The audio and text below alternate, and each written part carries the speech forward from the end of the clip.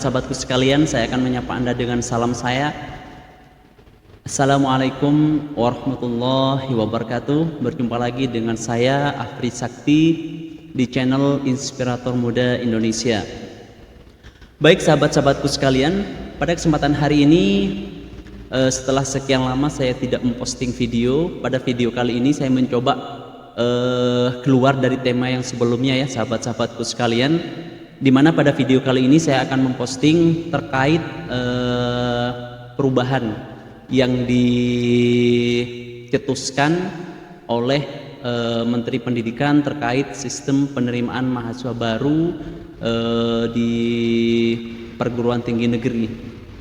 Karena kenapa saya posting video ini, banyak sekali orang tua yang bertanya-tanya kepada saya pribadi khususnya terkait sistem yang baru. Banyak orang tua yang masih belum paham terkait regulasinya seperti apa, persyaratannya seperti apa, kok berubahnya seperti ini, persiapannya seperti apa dan sebagainya.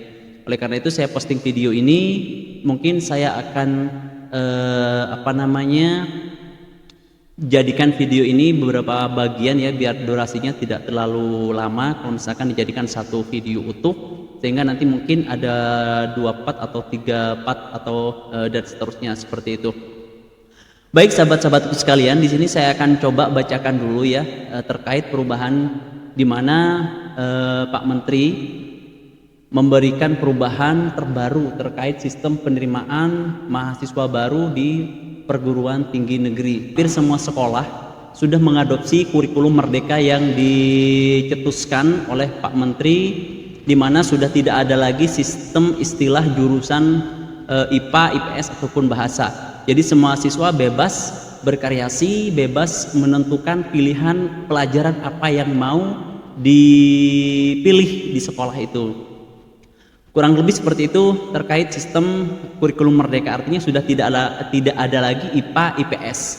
Sehingga akibatnya sahabat-sahabatku sekalian, sebelum saya masuk ke sistem yang baru ini, saya rasa Pak Menteri mengeluarkan kebijakan terkait sistem penerimaan mahasiswa baru ini supaya kurikulum ini searah dengan tes masuk di perguruan tinggi negeri. Karena kalau misalkan sistemnya masih menggunakan sistem yang lama, maka otomatis kurikulum merdeka ini bisa dibilang nanti kewalahan. Artinya siswa tidak mendapatkan sesuatu yang dia inginkan karena di sekolah pelajarannya terbatas, kurang lebih seperti itu. Contohnya seperti ini. Di kurikulum merdeka ini siswa bisa menentukan sendiri pelajaran apa aja yang mau dia pilih. Sementara tesnya kalau misalkan tidak dirubah, tesnya ditentukan, misalkan IPA, tesnya ada matematika, fisika, kimia, biologi. Sementara ada siswa yang di kurikulum merdeka ini yang mungkin tidak ngambil biologi, yang mungkin tidak ngambil fisika, yang mungkin tidak ngambil kimia. Sehingga ketika tesnya harus ada matematika, fisika, kimia, biologi, maka siswa akan mengeluh. Nah, jadi menurut saya perubahan ini diantaranya ya, diantara tujuannya biar kurikulum ini mulus ya, biar kurikulum merdeka ini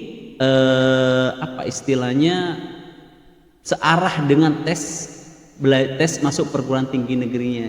Jadi menurut pendapat saya menurut pendapat saya aja ya, menurut pendapat saya diantara tujuan dirubahnya tes masuk perguruan tinggi, terutama yang tes tulis, biar sejajar, biar linier dengan kurikulum merdeka. Karena sangat tidak mungkin, tidak realistis ketika kurikulum merdeka tesnya masih menggunakan tes sebelum-sebelumnya. Jadi menurut saya salah satu ya mungkin tujuan tersiratnya tes masuk perguruan tinggi negeri dirubah biar lurus dengan kurikulum yang ada. Kurikulum ini biar mulus seperti itu. Oke, baik. Di sini saya akan bacakan terkait sistem yang terbaru ya.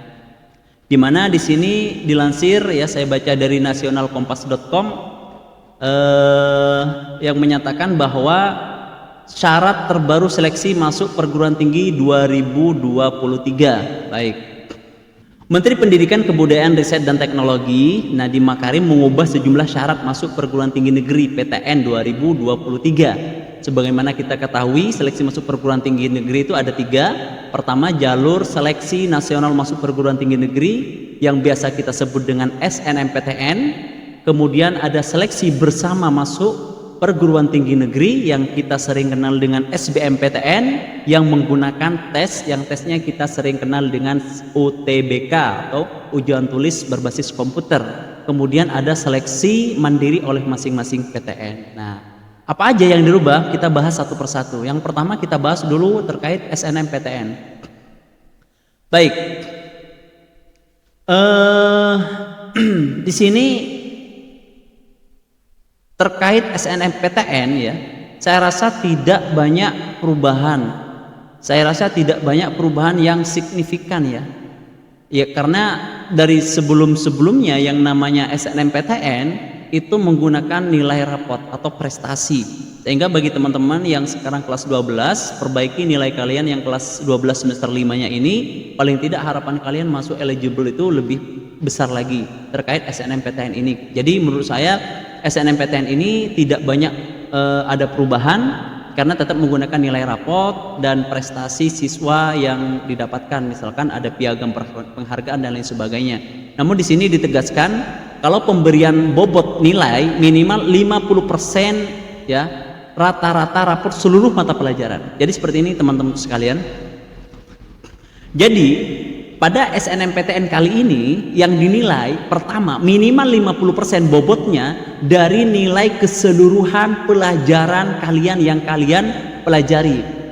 Jadi tidak ada istilah pelajaran nggak penting sekarang, karena kalau misalkan ada satu pelajaran yang mengganggu rata-rata rapot kalian, maka itu sangat apa istilahnya ya, mengganggu, memperkecil rata-rata kalian. Jadi usahakan semua nilai harus baik supaya peluang masuk SNMPTN lebih besar. Kenapa?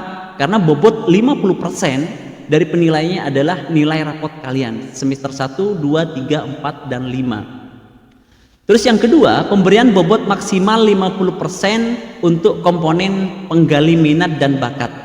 Jadi nanti ada ini diserahkan ke pihak kampus ya. Ada nanti pelajaran-pelajaran yang lebih spesifik ya, misalkan mau masuk ke kedokteran, jadi 50% dari nilai semua rata-rata rapot kalian, maka 50% laginya maksimalnya itu misalkan dari pelajaran yang mengarah ke jurusannya. Contoh biologi yang mengarah, yang paling mengarahkan contoh kedokteran yang paling mengarahkan biologi, kimia. Jadi itu nanti yang akan menjadi nilai penunjang. Terus yang ketiga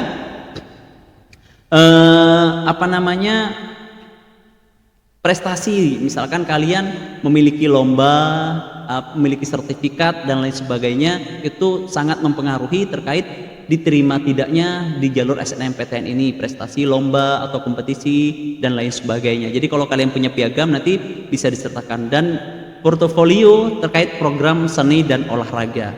Jadi kurang lebih untuk SNMPTN ini tidak banyak perubahan. Cuman di sini yang saya bahas, yang akan saya garis bawahin seperti ini sahabat-sahabatku sekalian. Tahun-tahun sebelumnya saya banyak menemui siswa lintas jurusan ya, sehingga pada sistem kali ini rasanya seperti ini sahabat-sahabatku sekalian. Anak yang mau lintas jurusan itu peluangnya jauh lebih besar daripada tahun-tahun sebelumnya. Kenapa? Karena yang dilombakan itu nilai rapot rata-rata ya. Nilai rapot rata-rata nilainya bobotnya 50%. Jadi kalau misalkan teman-teman mau lintas jurusan, itu rasanya angin segar buat teman-teman, peluangnya jauh lebih besar daripada tahun-tahun sebelumnya ya. Dan justru ini mungkin menjadi apa istilahnya, bagi anak IPS mungkin ini malah petaka ya, karena saingan kalian itu sekarang anak IPA, banyak anak IPA yang lintas jurusan. Nah mungkin di sini letak ketidakadilannya gitu ya, anak IPS merasa dirugikan dan anak IPA mendapatkan angin segar. Baik, dan apapun itu, semoga kalian, sahabat-sahabatku sekalian, siswa-siswi yang kelas 12 saat ini, semoga kalian bisa diterima di jalur SNMPTN ini, biar tidak usah repot-repot di jalur setelahnya, yaitu jalur SBMPTN. Baik sahabat-sahabatku sekalian, kita bahas yang kedua. Jadi yang kedua ini kita akan membahas lebih rinci lagi terkait seleksi bersama masuk perguruan tinggi negeri yang biasa kita sebut dengan SBMPTN. Nah,